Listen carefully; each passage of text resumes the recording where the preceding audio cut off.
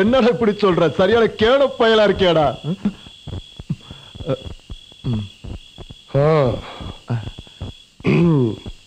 வெட்டியா குடிச்சிட்டு வீணா வளர்றீங்க. உங்களால எனக்கு எந்த பிரயோஜனமும் இல்லாம போச்சு. இப்படியே போனா உங்க 2 பேரையும் துரத்தி விட்டுட்டு எனக்கு சேவை செய்ய 2 பொட்ட நாய்களை கொண்டு வந்து வச்சுக்க வேண்டியதா இருக்கும். சுவாமிஜி, நீங்கெல்லாம் ரொம்ப பெரியவங்க. நீங்க சொன்னா எல்லாமே சரியாதான் இருக்கும். எப்பவுமே பழசு புளிக்கும், புதுசுதானே இனிக்கும். நான் என்ன சொல்ல வரேன்னு உங்களுக்கு நல்லா தெரியும் சாமிஜி. அன்னைக்கு சந்தியாவை நீங்க தப்பு பண்ணிட்டு மன்னிச்சிடுங்க சுவாமிஜி. மறுபடியும் இந்த மாதிரி தப்பு பண்ண மாட்டேன் சுவாமிஜி. நான் என்ன சொல்ல வந்தேன்னா, அந்த சந்தியா இருக்கால, அவளை தேடி சொந்தக்காரங்கன்னு எந்த நாதி வந்தது இல்ல. ஆனா இப்போ அவளுக்கு லெட்டர்லாம் வந்துகிட்டு இருக்கு. காதல் கடிதமா.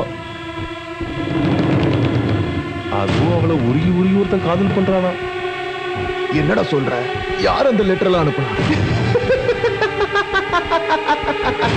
அந்த லெட்டர்ல லாசமே இல்ல. யார் எழுதி இருக்காங்கிறது தான் இப்ப தெரியல சுவாமிஜி.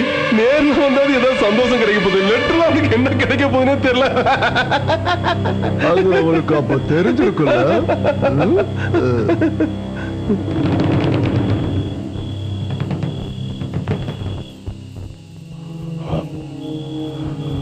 இது வரைக்கும் எல்லாம் லெட்டர்ல தானே போய்கிட்டு இருக்கு. இது எல்லாத்துக்கும் காரணம் அந்த தபால்காரன் தான்.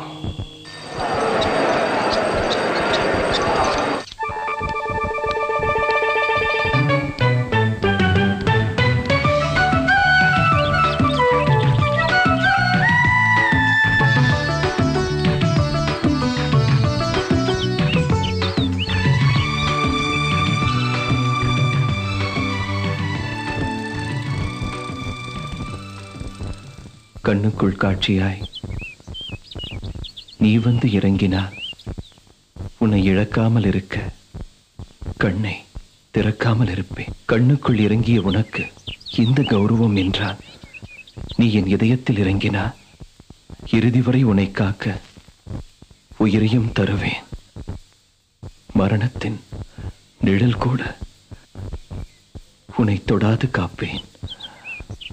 இப்படிக்கு உன்